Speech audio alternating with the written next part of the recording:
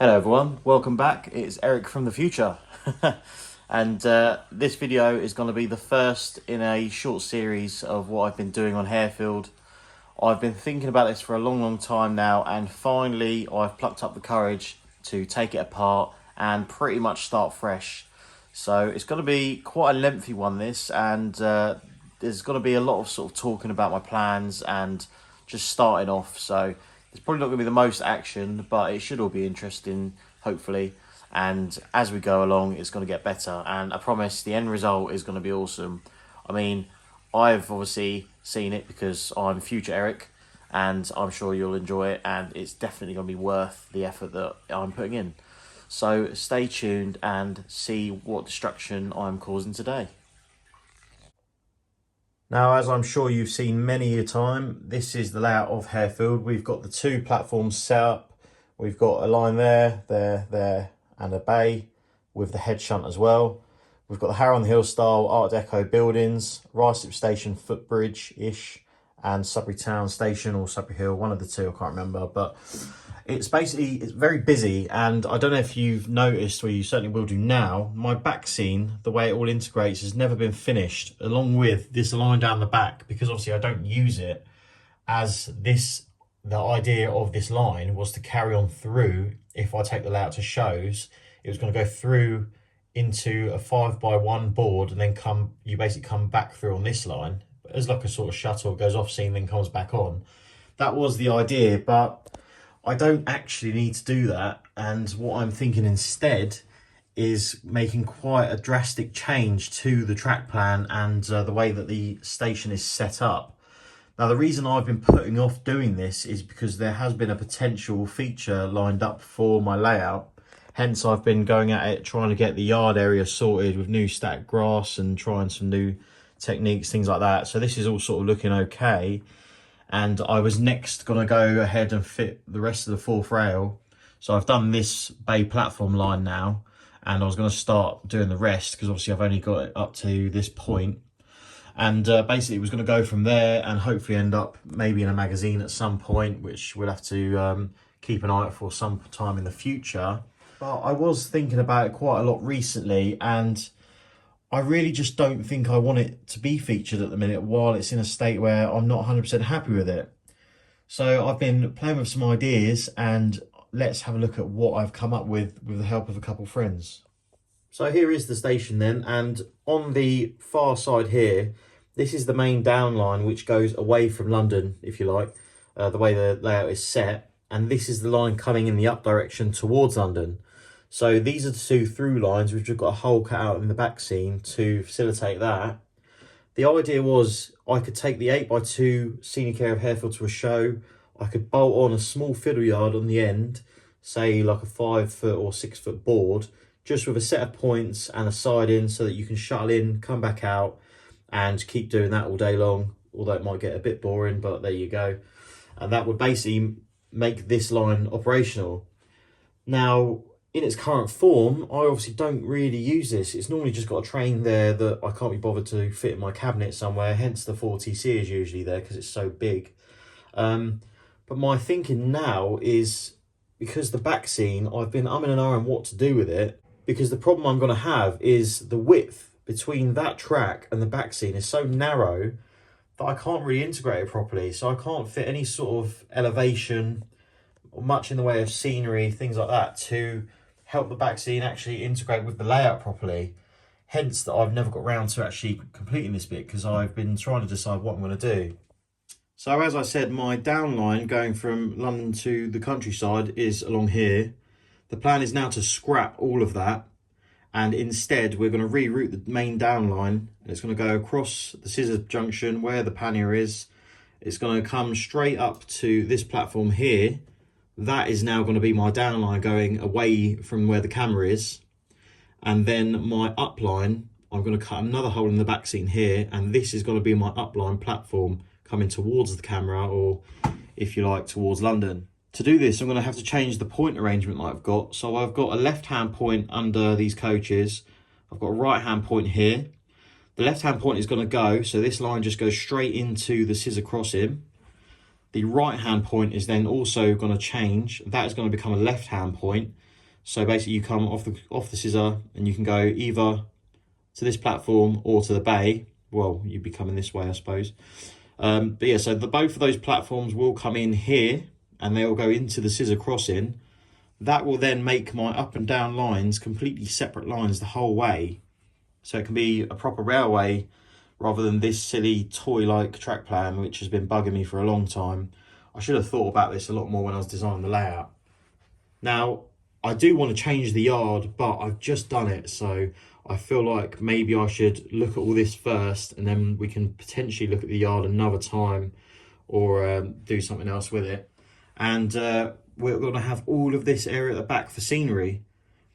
Platform wise, obviously it's quite a wide platform and I've got the platform buildings. So what my plan is with this, I'm actually going to get rid of these platform buildings here. We're going to keep the footbridge. I'm going to take this platform building here and I'm going to extend the buildings on this platform. Now to do this, we want to keep a bit of open space at the end because it looks quite nice having that with the little flower bed and stuff. And we're going to extend it this way, which also means the footbridge is obviously going to have to move. The issue that I'm going to have here is because the platform is all lit, obviously there's wiring all dropping down from each of the station buildings. Now I've obviously wired them so the wires drop down inside the buildings, and to allow that there are holes in the platform. So if I move any of these, we're going to expose some holes, so I'm going to have to get pretty creative with how to cover them up. Because basically this and this building are all going to have to move that way to allow this piece to turn around 180 degrees and slot in where this one is.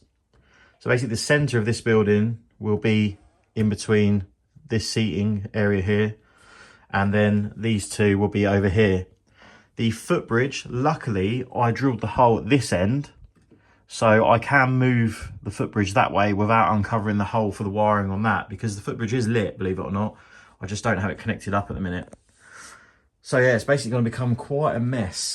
I'm going to have to do quite a lot of bodging to make it presentable again. And obviously that's going to leave this platform bare. Now my thinking here is, because this platform is then just going to become platform for the down direction Chiltern trains, we're not going to have any LU stuff really stopping here, although I might change my mind on that. I might actually convert Harefield to its original intended purpose, which was a through station to Denham. But even so, we're going to have less trains over here, so I'm going to just construct a different type of platform shelter and go from there, because these obviously won't work really with having to lose some of the width. So I'm thinking adding a piece of fencing in all the way along the back. Obviously do it in Chiltern Railway colours or something like that, and we're going to lose this bit of the platform. It will still be here, but it will be behind the fence, and I'll probably just bring the level of the surrounding scenery up to match this point. So I'll use some polystyrene or something like that to bring that level up, and then we'll just use scenery to blend it into the background, and that should hopefully fix that and look a bit nicer. The advantage of doing this is I'm then going to have all of this space for scenery, obviously coming down at an angle here. So that's going to allow me to do the signal box I want, which is basically a copy of Chesham, which I will put a picture up here to show you what I mean. So I want to set that into the back scene. That'll look quite nice, and it will finish that sort of area off really sweet. And it's going to give a bit more of the Metropolitan Railway theme. And that's basically how we're going to go. I might also think about fitting a substation in this little gap here that we're going to have. And obviously I'm going to have to pull up all of this concrete trunking, things like that, and it's going to be a bit of a mess. So yeah, I suppose the best thing to do is just crack on, isn't it? Because then once we start, we have to keep going. So let's get the trains off. We'll get these platform buildings pulled up that I stupidly glued down when I wasn't thinking. So that's no doubt going to pull up all over the paving. But we'll see how we get on. So after pulling the platform buildings off, this is what we're left with. Obviously, as I was saying, I did stupidly glue down 3 of the buildings, so it's took up part of the platform paving with it. It's not too bad, so I think with a bit of clever application of paint, and obviously some of them being under the buildings, I think we'll be okay. The main issue is we've obviously got holes for wires dropping through, where the buildings used to be, so I'm going to have to get clever with those. More so on this platform here, I can always cut out individual tiles and put a little section in and try and paint it in and see how that goes. I suppose in reality, tiles do get lifted for maintenance and things, so you never know what could happen in the real world. So there we are with the buildings roughly in place then, so I can work out where I need to drill some wires. And you can see here, I've just got old Steve on his bench here in the same sort of place he was before, but obviously further forwards. So you can see how much this building's moved, because there was a slight gap there and then a grip bin.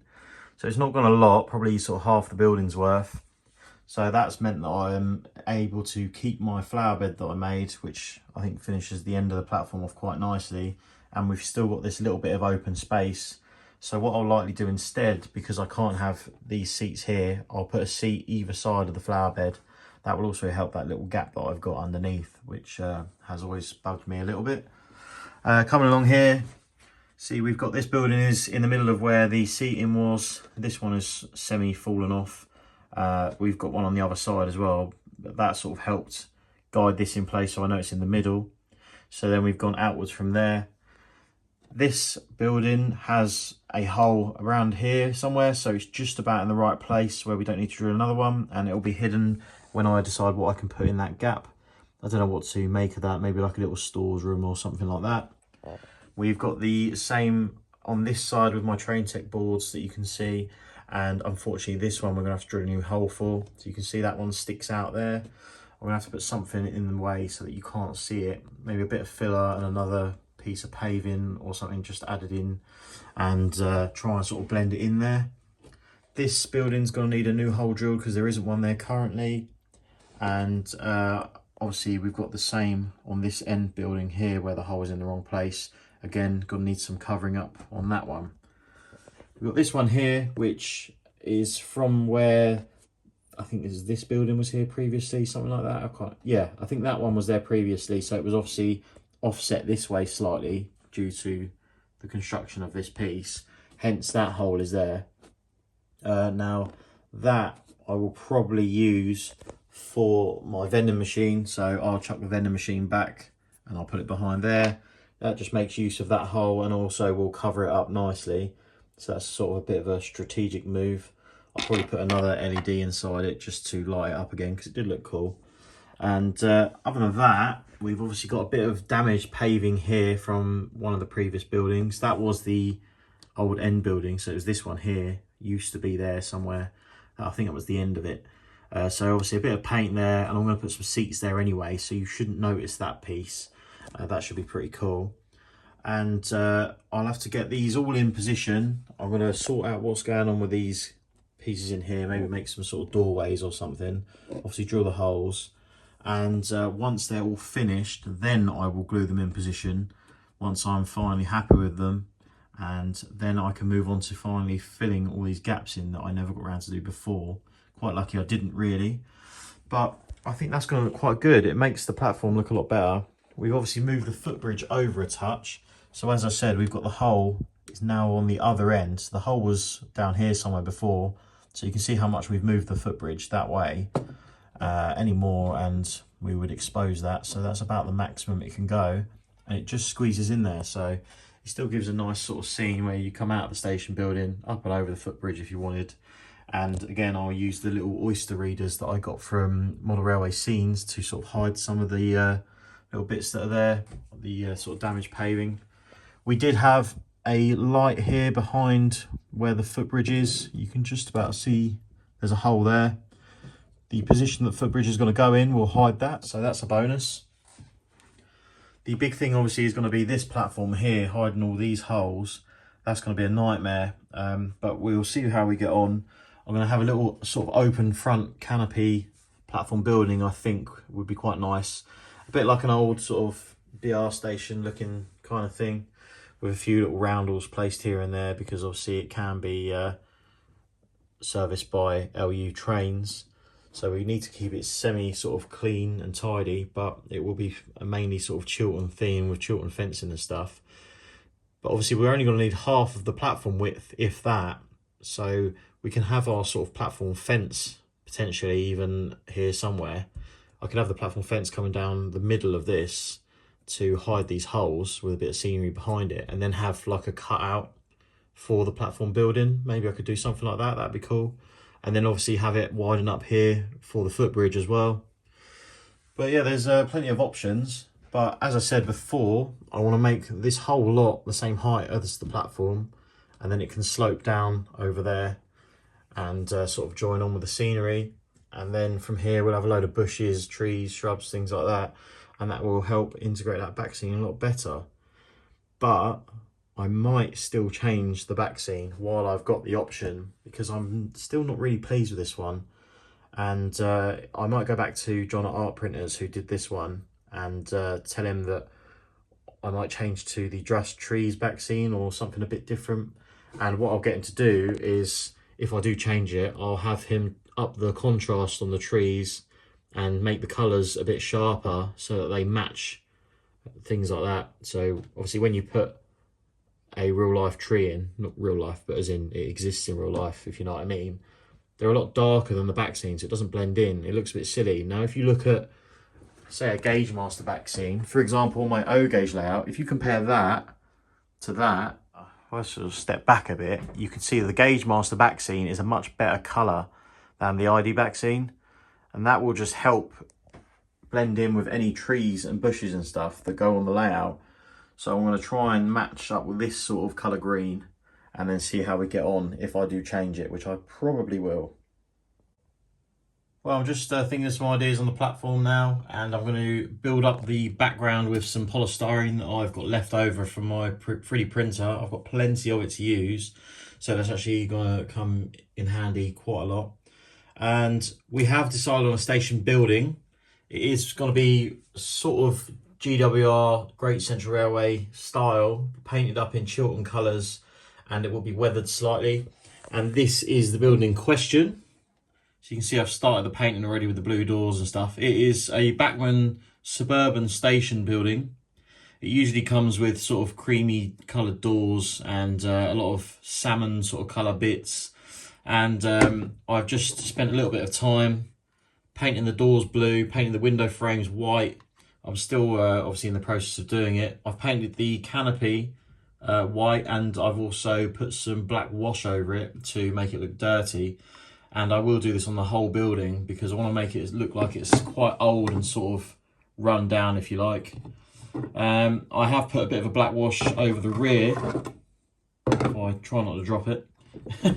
I've put a bit of a black wash over the rear there, so you can see it's giving it a nice dirty appearance.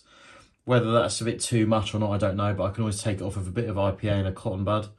So that's going to work well. But the plan is to put this building roughly about here. So you can see there. That hole that I've got there, which was previously for the lighting to go through on the canopies, I'm going to have to probably cut out. I've got a spare piece of the platform paving, so I'll have to cut one out and then just stick it in there. But the rest of it will probably be hidden, because I think I am going to bring the fence fairly far forward so that this platform's quite sort of thin. Not too thin so it looks silly, but I don't want it to be massive anymore, because we're not going to need the back one, obviously, for obvious reasons. We're not having a train going in there, so I want to concentrate on integrating this with the back scene, have a nice little embankment going up, and the platform will be quite thin on this end. It will obviously widen up here, and it will remain that sort of width until past the footbridge, where it will sort of come in again.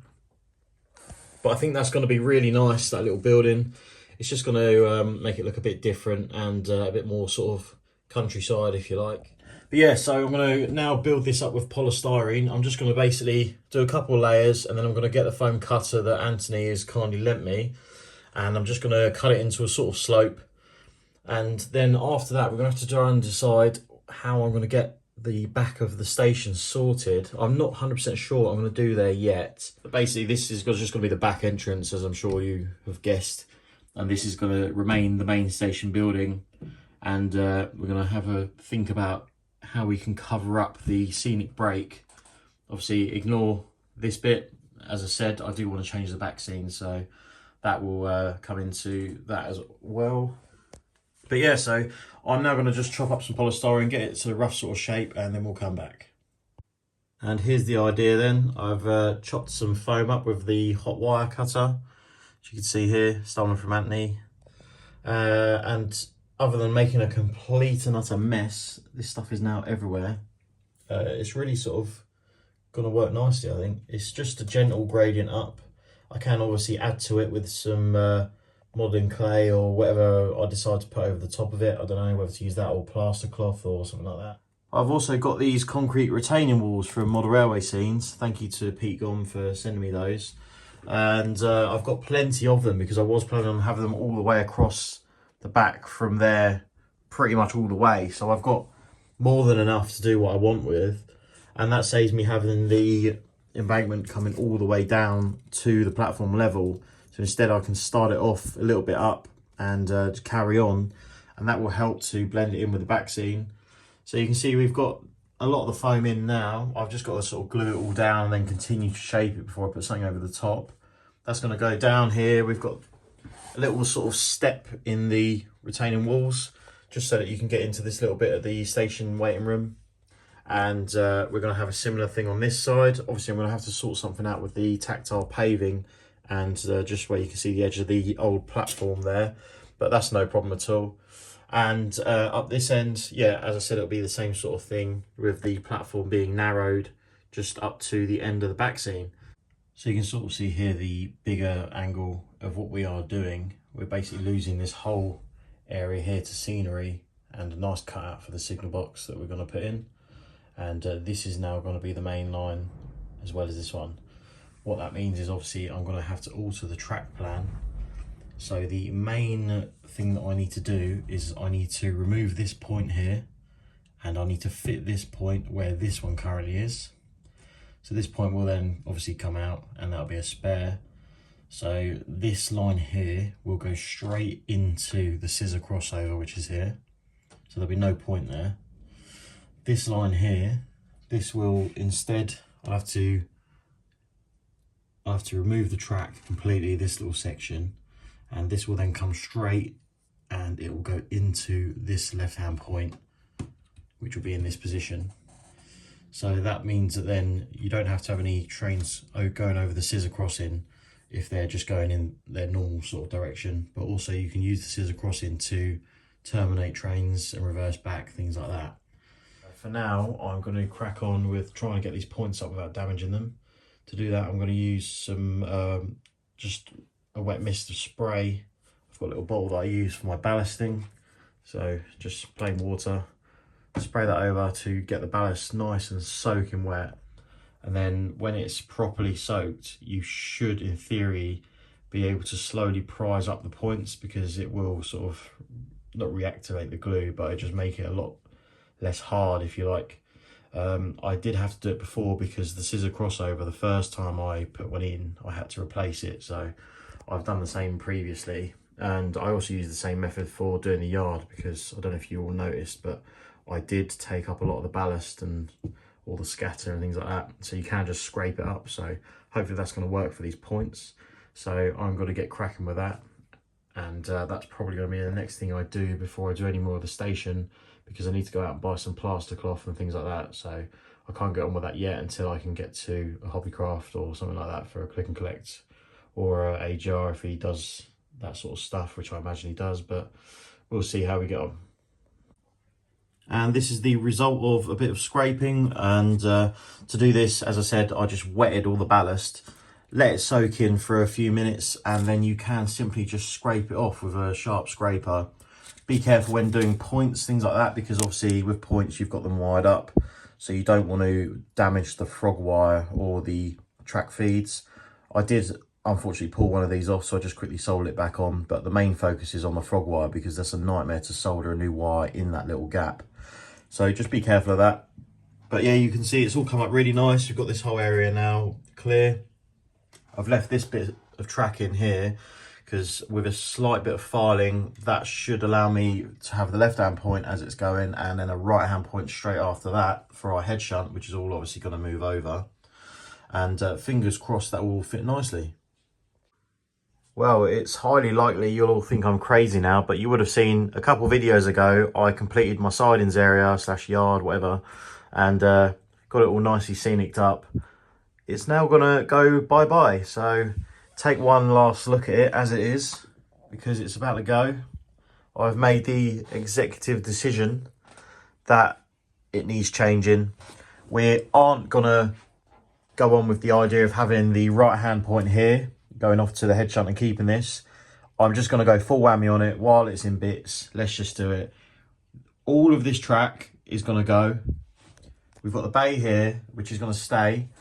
Obviously now we've got a left hand point going this direction instead. So we've got this left hand point.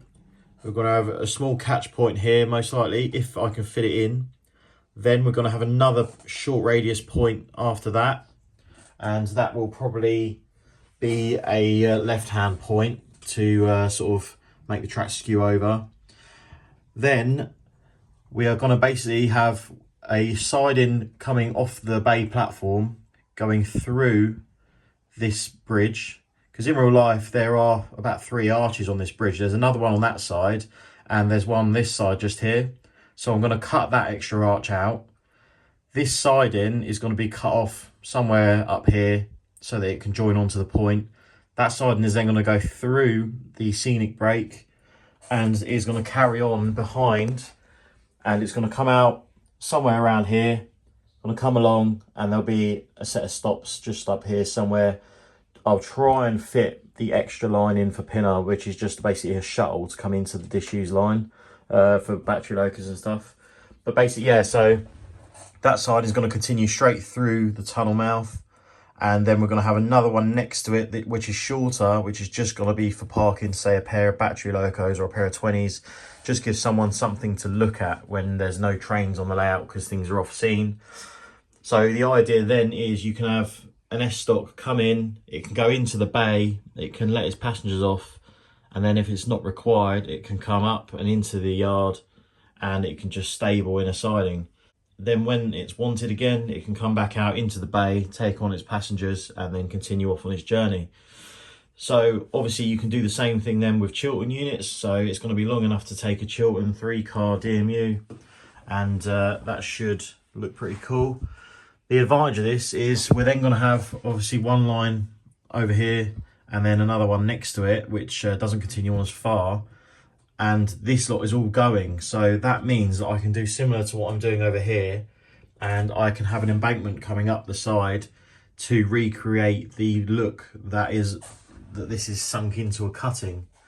Obviously that then can continue the whole way along here, ignore the mess, and it can sort of slope in nicely. I can have a little substation somewhere, maybe even put some sort of station car park area, like a half relief sort of car park there. That'd be nice because I've got a load of sort of Hot Wheels cars and stuff that I really like, and we could implement those, get the old skyline off the bridge maybe, put that in the car park so it's a bit more visible. But yeah, so big changes, and the layout is going to be out of action for a little while I do this. Yeah, so left hand point there, short catch point which Richard from Garforth has spare in code 100, which is lucky because he uses code 75 usually. And then another point, then we've got our long siding going through, and then another shorter stub just for parking a pair of locos. That's going to make it look a lot more realistic, and operational wise it'll be a lot better than having to come out of the bay platform, come up, shunt back, and then shunt again just to get into the yard, because it's just not realistic. Well, you can see the plan here now with regards to the yard area. So I've got rid of most of it. Obviously this lot needs to go, but I'm going to sort of work out with the polystyrene how far in the embankment's going to come, because obviously I don't need to completely get rid of everything because the polystyrene will cover it anyway, and there's going to be plaster cloth over the top. So for example, this lot can all stay here. Obviously this is all going to have to come out, but the track will probably be covered over. The same is going to apply to this end, so that track's going to stay there and the polystyrene is just going to go over the top like that. Obviously that bit's not staying there, it's just an old offcut. All I'm going to have to do is probably chop it off around here somewhere, because the embankment is going to curve inwards, so it needs to cut across here. So I'll probably take it out from around here upwards, Obviously that point's going to have to come out, and then that's going to have to be plain lined to the scenic break. But yeah, all this is going to go, so I've just got to throw all this clump foliage in the bin. Luckily I never glued it down because I hadn't actually fully decided what I was doing with this area. This retaining wall that I've made, which is made out of wooden fence panels and these posts, I just made that out of some wheel stuff and some styrene. That's going to come off, and I'm going to jiggle it around a little bit, and that is what I'm going to use for around the back of the signal box. This signal box isn't staying, bear that in mind, so this is actually going to be sold, and I'm going to look for a more metropolitan style box. So yeah, that's going to go. This, I don't know what I'm doing with this. I think I just bought it because I was bored, to be honest. So we've got a nice big bit of foam here. Here's the little foam cutter that I've pinched. Comes with a couple different attachments. You can see the other two here. There's a long and a short sort of stick, and that really does slice through it nice. So I'm just going to try and sort of match it up with what I've got going on over here, and maybe do it slightly steeper. So here goes, I suppose. This will show you how easy it is to cut that. If I want to do this corner, say, boing, easy as that. Don't even bother trying to do it with a knife. It goes absolutely everywhere. Hence, I've waited until I could pinch this. This is a godsend. So get yourself one if you're going to do a lot of this stuff. You won't regret it. I've got this Gauge Master Mod Rock stuff. Never used this before. God, it's going to make a mess in it. Apparently you just chop it up, put it in some water, wring it out slightly, and then just sort of layer it on. So we'll see how well that goes, eh? There'll be a lot of hoovering after this, I expect. This is going to make us such a mess. But let's go for it. I think you're supposed to cut it with scissors, aren't you? But live life on the edge. Or not. That's my car park buggered anyway. So I think you bang it in here. Apparently wait till there's no bubbles, which there aren't any anyway. Fair enough.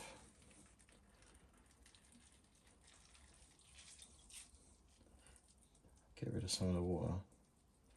Hopefully I'm doing this right. But only one way to find out, isn't there? Obviously my back seam doesn't matter because it's going to be changed. So we'll just slap it all on. What a strange thing to use. Pretty good.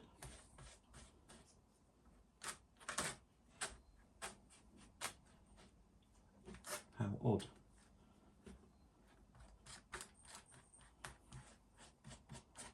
I think I'll use some of this when that goes off. Do a couple of layers obviously. Then over the top do some sort of filler or something, I don't know.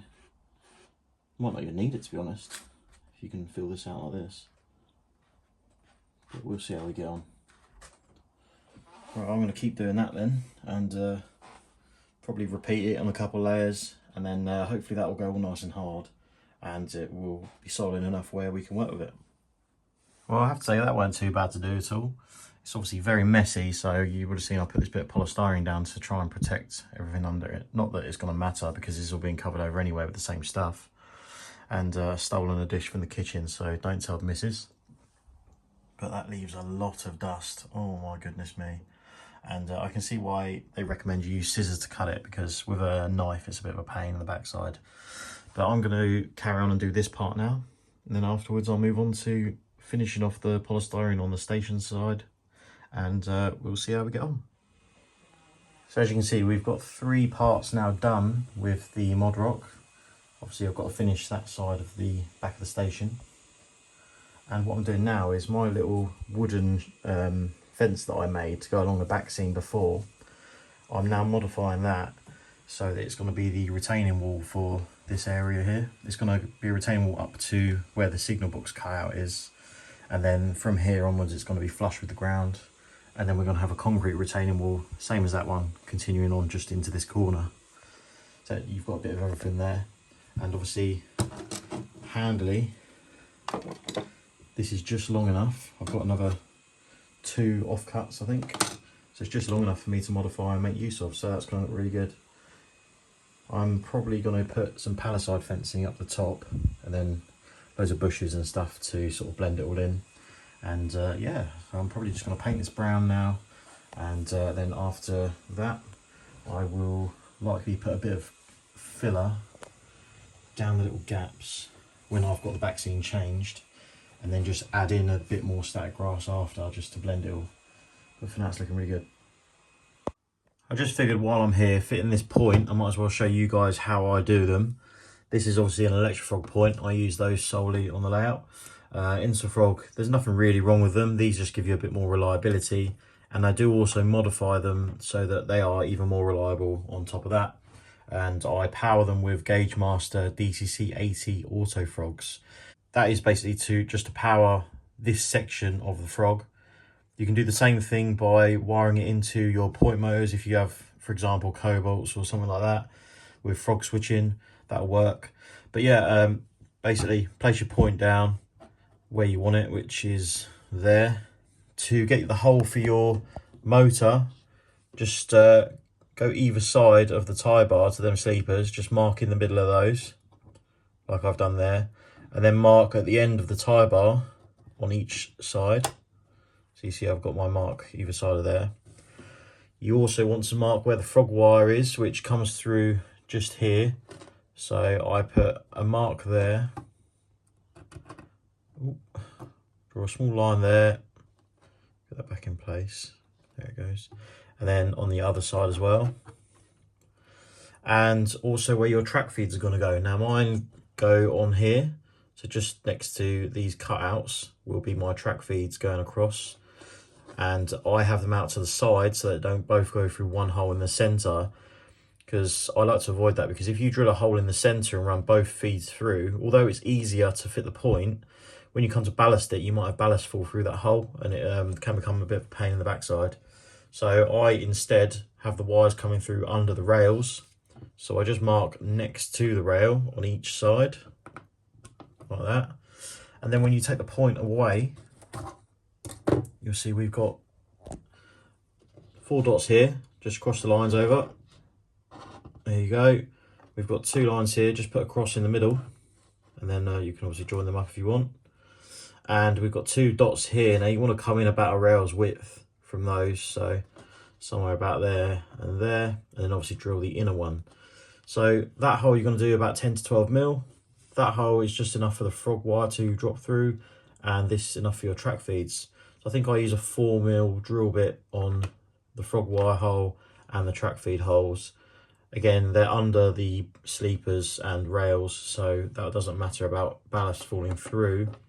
And this hole is going to be about 10 mil or so, which is under the tie bar, so you won't notice it anyway, and you probably won't ballast that little area.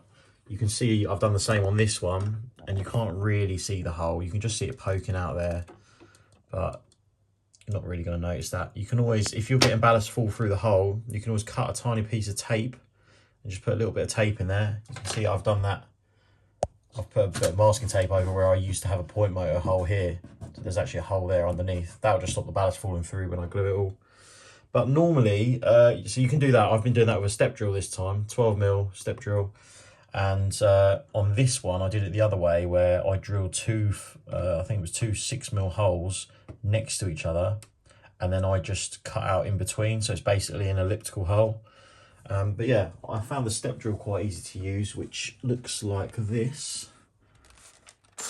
And the advantage of using this is you can obviously go in, it'll slowly go up to your 10 to 12 mil, whatever you want to drill it to. But then if you go also from underneath, so don't drill all the way, go from underneath as well, it will stop your wood all splintering and cracking, and it will leave you with a much nicer finish than going through with a regular drill bit. Because if you go through the boards with a normal drill bit, it will just sort of break the underneath of the wood. It will sort of force its way through rather than nicely cut it. But yeah, that's just a little tip. Another little thing I like to do is, as I said, I'm going to drill through the hole for the frog with about a 3 to 4 mil drill bit. But just in case it's in slightly the wrong place, I'll just go through with a step drill first. Just a little bit like that. What that then does is, if your hole is not quite perfect, you've got a little bit of leeway either side for your frog wire to come in at an angle. And also because this is under this large frog piece of the point here, so this will sit under there, you're never going to see it, so happy days. I know there's a lot of confusion between the Insole versus Electro frog points, and there isn't one specific way that you have to do it, it's all personal preference. I'll just show you the quick difference here. So this is an Insole frog point on the left, this is Electro on the right. The giveaway is this frog is all metal, whereas on the Insole frog it's plastic, and you've also got these plastic little separator pieces here.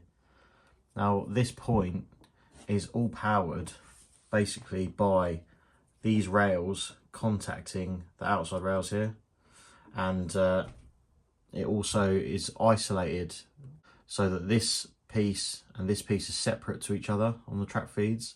So this rail here is connected to this rail here is connected to this rail, and it's the same with these little bits, they swap over as well. So this and this are connected, and on here this piece and this piece. Now the way that this is all powered is all done through the little connection here, so when the point moves, the point blades touch this piece of the rail, and that is what feeds that point with power.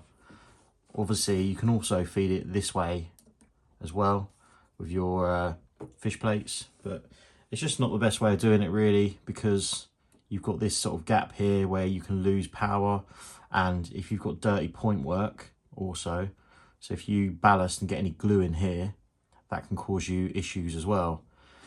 It's a similar thing with Electro frog as they are standard. So as they come, they're connected throughout their length, but this part of the frog, they're connected together. And what you need to do is you need to separate this whole part of the frog, and you need to put insulated joiners here also, and the power is fed again through these rails. So as standard, you'll have, if your point is set this direction, you'll have your power feed through this rail, but you'll have nothing through here for its entirety. And if you do this way, the same thing, but the rail is powered through this blade again, and it comes up here, and then there's two link wires under here which then power the frog, so this part, and obviously only one of these is touching either side of the rail at one time, so whichever one touches is whatever polarity the frog will be set to. So to try and sort of make that easy to understand, this is all a solid piece, every rail is the same polarity, they're all connected together, and that is powered by either one of these depending on which one is touching the rail. So obviously it's not the best, because again, if you've got any dirt in here, or if you ballast and get glue in there, you're not going to get any power to this whole section of that point. Also, you need to fit insulated fish plates because of this, because this part of the point could be either polarity, it will cause a short if you don't. Now the Electro frog point mod basically separates this whole section and powers it individually, separately from this lot. And so you will see you've got two little joins here underneath. There's these two little wires, and if I get some snips, just cut those off. There's one. There's two. So you see now we've chopped those out. That means that now, when your point is powered through these rails, nothing is going to happen to this half. This half of the point will be completely dead. Now that is where this little wire comes in that's underneath. This is your frog wire. So this goes, in my case, to your Gauge Master Auto Frog, which switches the polarity automatically for you, or it goes to the frog terminal on your point motor. That will then power this section of the point, depending on either what way your point is set, if you've got it running off your point motors, or if you use an auto frog like me, it will do it automatically. When your train wheels come in contact, it basically detects a short instantly and reverses the polarity, but it does it so quick that you don't notice. All you get is a tiny little click from the auto frog underneath.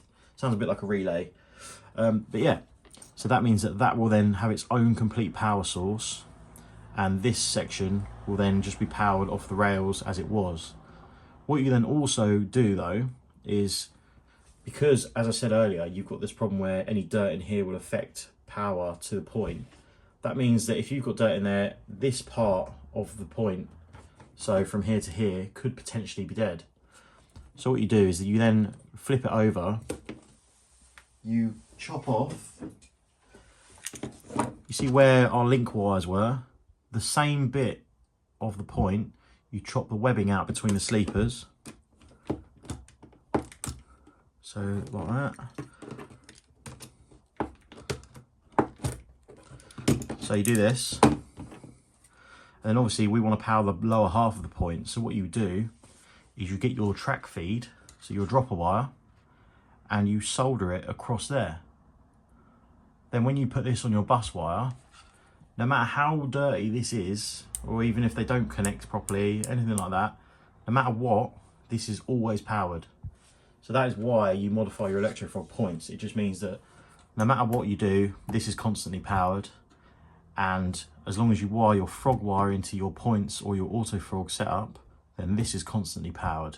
And it just means that you've got much more reliability with electrical pickup, and you haven't obviously got the dead area here for short wheelbase locos to stutter over, which is very annoying when you've got sound locos like me, because it does reset the sound. But yeah, so that's the basic look at that. So sorry for boring you to death there with points and things like that, but it's something that a lot of people get confused with, so might as well have a look at it. I mean, I'm no expert, it's just through my own sort of findings and what I've learned through the couple of years that I've been doing this.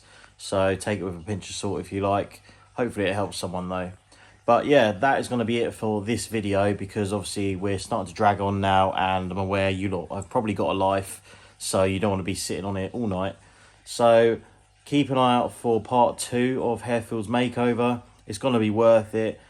This has already been done, and we are way ahead of what this video is showing, and it really is looking awesome. So make sure you stay tuned. Please hit the subscribe button, give us a thumbs up if you fancy, and leave a comment below. Let us know what you think. I'm aware, obviously, this video, there's not been the most action. It's more been chatting about the sort of process and what we're going to go with, and just sort of thinking out loud, really, which is what I kind of do. But I thought I'd show you anyway. The next one, you are going to see a lot more happening. I'm going to do the back scene, and we're going to carry on with the embankments and make it all sort of fit together. So thank you for watching. Keep an eye out for that. It'll be coming out soon. And also keep an eye out for the 5-inch gauge videos, which are very shortly going to make a comeback. I'm really excited for that, and I've been working on some bits along with a guy called Jamie from Reality of Miniature. I'll show you all those. And Anthony has also bought my other Class 20, so it's another person to add to the mix. So yeah, I'll stop babbling on now. Thank you for watching, and I'll see you soon. Take care.